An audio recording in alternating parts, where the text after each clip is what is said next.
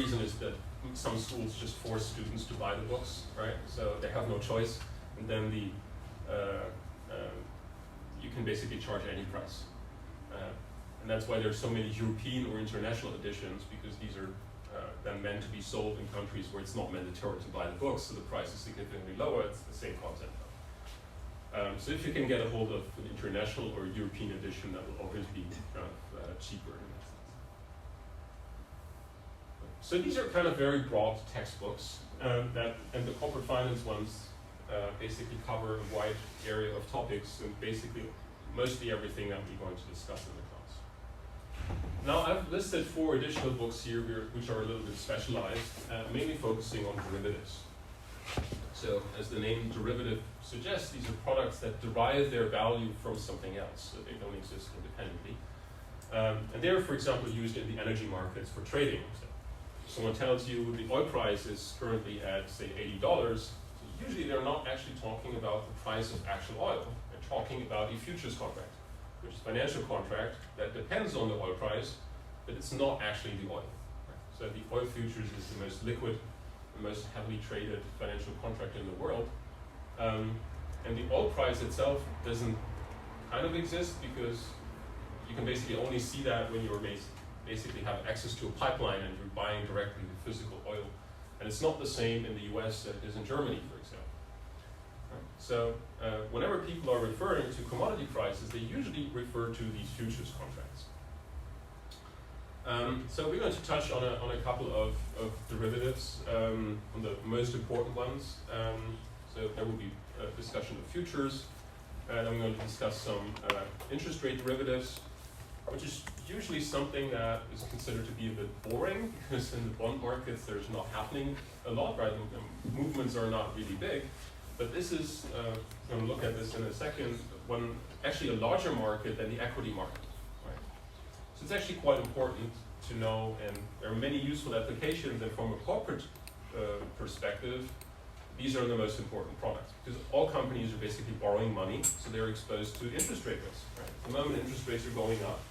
So how can companies do risk management? What are the products which are available to them?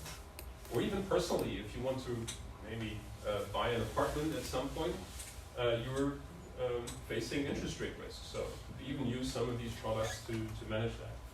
Right? Until the beginning of this year, we had a very low interest rate for mortgages, just 1%. And I looked it up last week, and at the moment we are at 3.8%. Right? So the cost of borrowing money for buy an apartment more than tripled. Right? So this can make it basically unaffordable, even especially in a city like Berlin, where the prices of real estate are so expensive. And these products can be used here to kind of get rid of the risk, or kind of manage a little bit your interest rate exposure. So the standard textbook here is the one by John Hull called Options, Futures, and Other Derivatives. Again, it's a very thick book, and we're not covering by far most of it, probably just only 20 or 30%. So this is kind of the standard book that's used also in practice. So if you're interested to work maybe risk management or so, like many practitioners have this book on the shelf. But this is more because it's kind of an encyclopedia. So if you need to know something about a special product or a formula, you will find it in there. It's personally not so good for teaching, to be honest.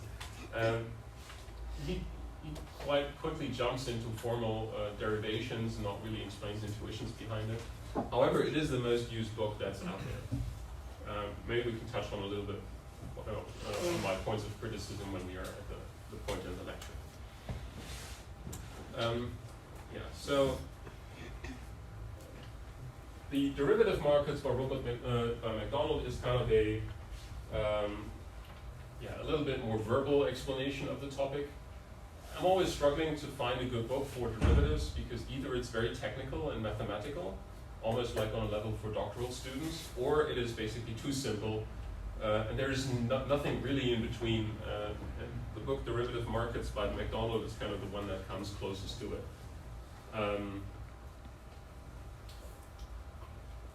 And then finally, one on the bond markets, which is kind of a standard book, also a little bit outdated. So the last books, the last 4 ones here, would be probably rather suitable if you want to look up a specific topic. Maybe you want to learn something about interest rate swaps, and then you kind of look this up only for one chapter, basically. I would not recommend buying them again because they're also quite expensive. But these are kind of the most important textbooks out there in finance. So investments, the corporate finance one, and the options, futures, and other derivatives. And then these three books have everything that you need to know about finance at a master level in them. So you will find something in each of these books.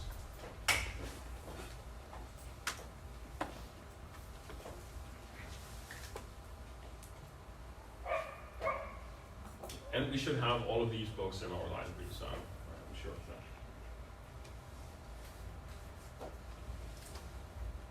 So then let's talk a little bit about the exam.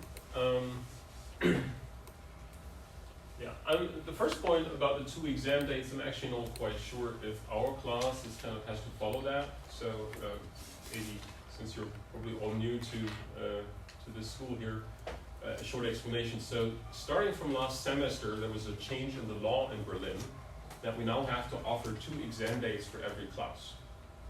And the way how it's implemented for bachelor students is that there are 2 exam periods of 2 weeks length directly next to each other. So you can have one exam directly maybe at the end of the semester and then another one 2 weeks later. You have to decide which one you're writing, but for example, if you are sick in the first exam, you can't attend the second one. So you have to wait until the next semester to do the retake. It's a very weird implementation. So the question now is what really constitutes a choice? So if I'm going to offer you 2 dates and we agree together on one of those 2 dates, does that already satisfy the choice? I'm not quite sure, so I would have to check this. But the law says that there would be 2 exam dates. Nevertheless, there's always a retake opportunity at the beginning of the next semester, right? So take that into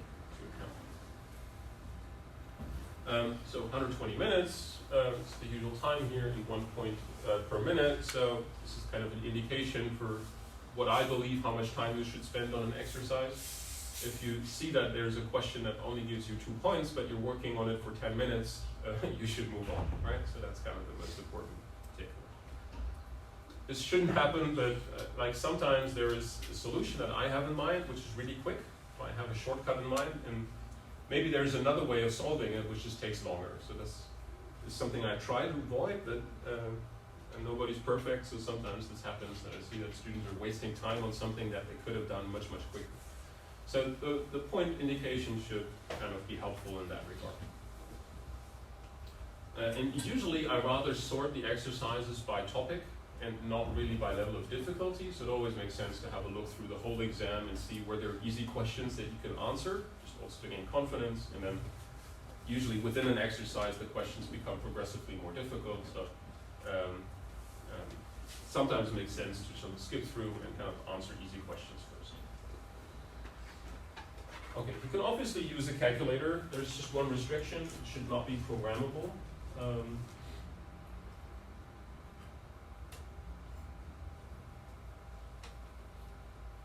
This means there shouldn't be any kind of option to kind of put in predefined formulas. I personally wouldn't mind that if one student uses it and the others don't have it, one student would have an advantage. So if I allow them, basically I would force everyone to buy such a calculator, right? And I don't want to do that, so a standard calculator should be enough.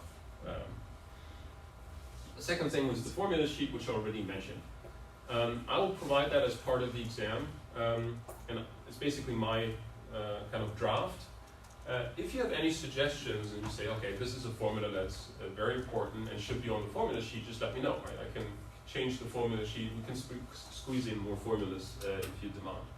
Right? So have a look at this in advance and tell me if something's missing that you need. On top of that, you can bring your own notes, and I call this the cheat sheet. Again, I don't like students to be forced to memorize stuff. So, and I also don't really like open book exams because usually you're wasting time when you bring a textbook and then kind of flip through the book.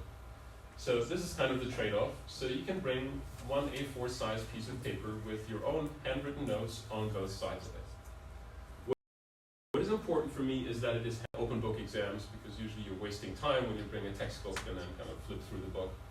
So this is kind of the trade-off. So you can bring one A4 size piece of paper with your own handwritten notes on both sides of it. What is important for me is that it is handwritten. So I do not want to see something like maybe one student who's really good does like, or maybe it's just technically capable of doing that, does maybe a draft for everyone and everyone just brings the same printout. That's not the idea behind it.